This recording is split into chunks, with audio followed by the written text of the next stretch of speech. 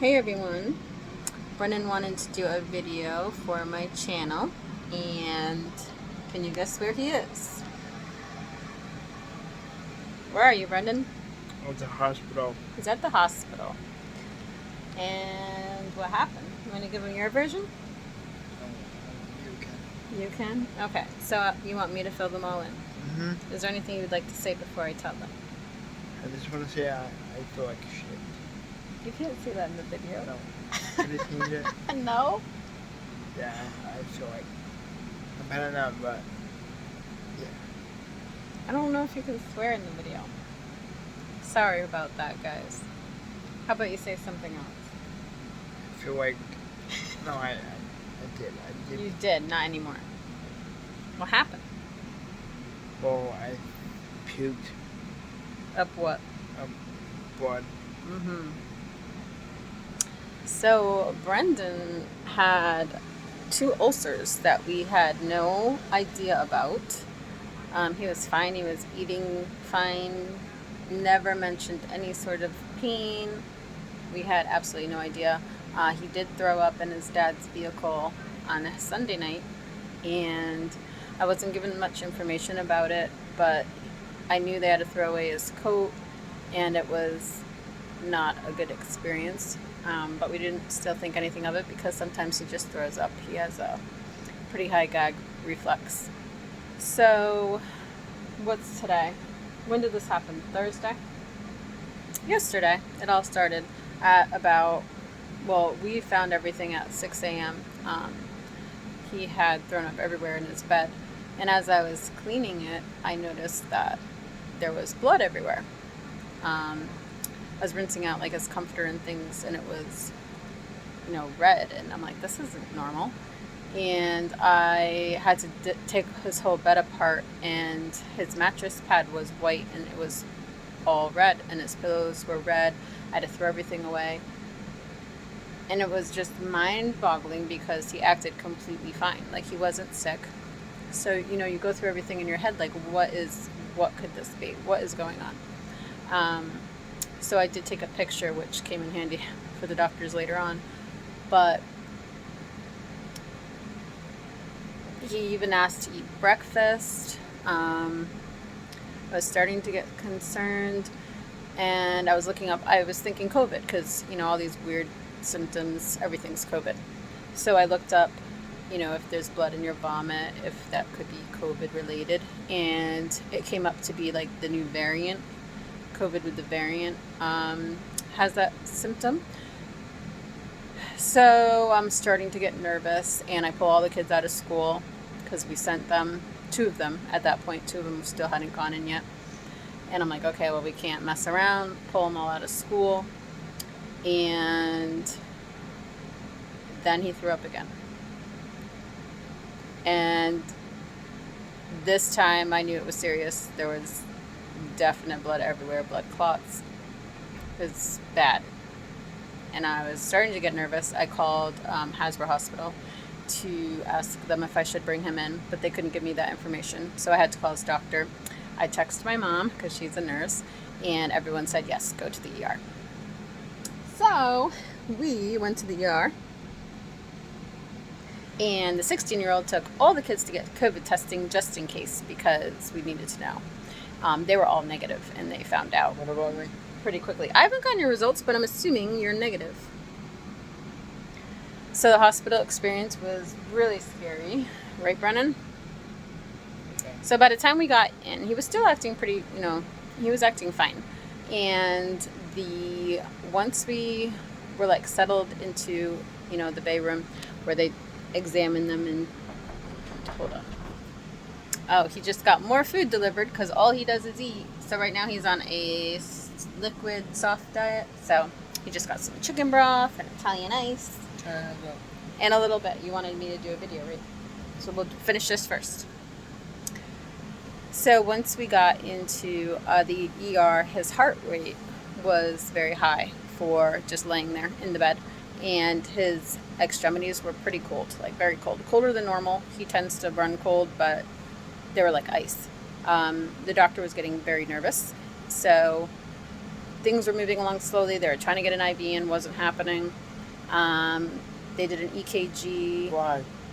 The nurse just kept failing. Remember that first nurse that tried to get your IV in? And the doctor like freaked out and moved him to an intensive care room that they have in the ER. And everything got real. All of a sudden, there's like 11 people around my child, and they are doing test after test after test. He had an x-ray done. He was getting an ultrasound done on his stomach. He had all these labs were drawn for the blood work, a lot of blood. What else did they do? They were giving him medications. It was just very chaotic, and I'm surprised we were even allowed in there. It seemed like we shouldn't be in there. We felt like we were in the way every minute. But I just like listened to everything what was going on and was trying to figure it out myself because I've never seen anything like that before. And usually he just comes through like a trooper, and I don't worry too much about him. Wait. We were pretty worried. So this was. I have to see one thing. Not yet. You. Well, we can show them in a bit. It's not time yet. So he ended up vomiting again after things kind of settled down. They did all the tests, and they were waiting for results, and they contacted the GI team. And then he threw up again.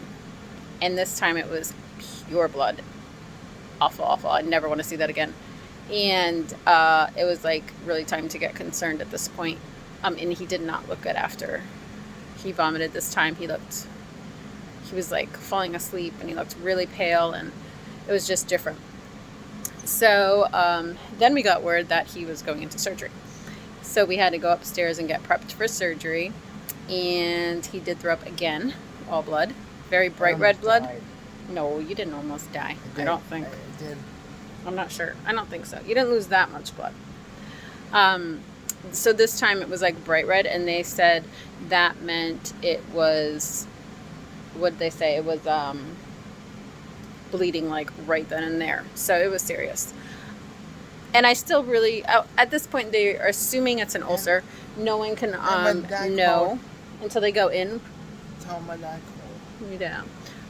With the scope to see exactly what it is.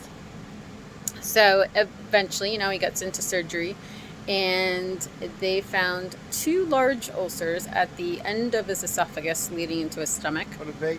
Yeah.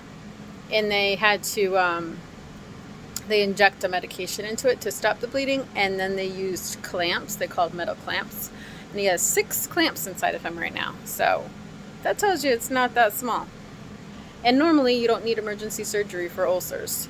So this kid never complained, never acted like anything was wrong, and it turned into this.